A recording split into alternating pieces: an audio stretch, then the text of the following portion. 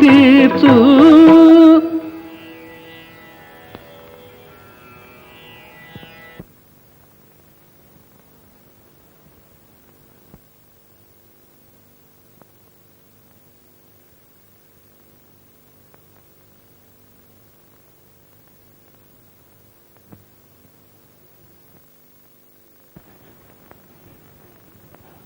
గురుదేవా, ఏడుస్తున్నారెందుకు?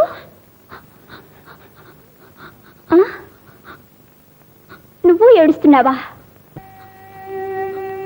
మణికంఠ, ఇతడు నా కుమారుడు.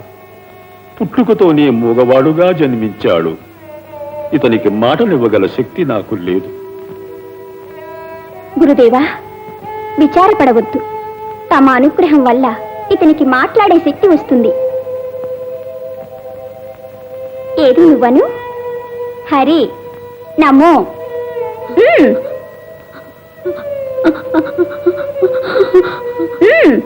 హరి నమో అను. హరి అను. నారాయణ నమో. నారాయణ నమో.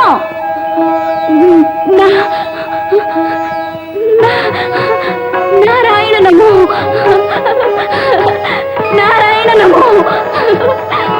నారాయణ నమో.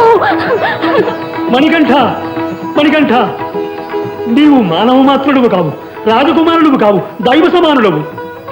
గురుదేవా, నేను మానవాతీతుడును గాను. దైవధ్యానం ఒక్కటే సకల వ్యాధులకు ఔషధమని తమరే సెలవిచ్చారు. తమ వద్ద చదువుకున్నందుకు ఏ గురుదక్షిణ ఇచ్చినను తమ రుణం తీరదు. మణికంఠ, దైవం మాదిరి నా సుతునికి వాక్కునిచ్చావు. ఇంతకు మించి నీవు నాకింకేం బహుమతి ఇవ్వవలను? నేను నిన్ను మనస్ఫూర్తిగా దీవిస్తాను కుమారా.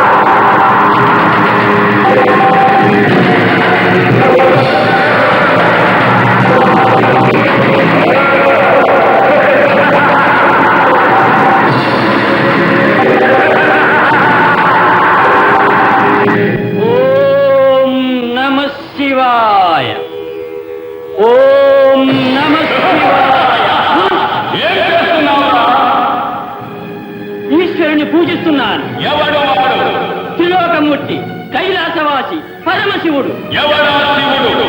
ఎక్కడున్నాడు వాడు? నాకంటే దేవుడెవడు? చెప్పు. మహర్షియ నమః. హర హర మహాదేవ. హర హర మహాదేవ. హర హర మహాదేవ. మహర్షియ నమః. హర హర మహాదేవ.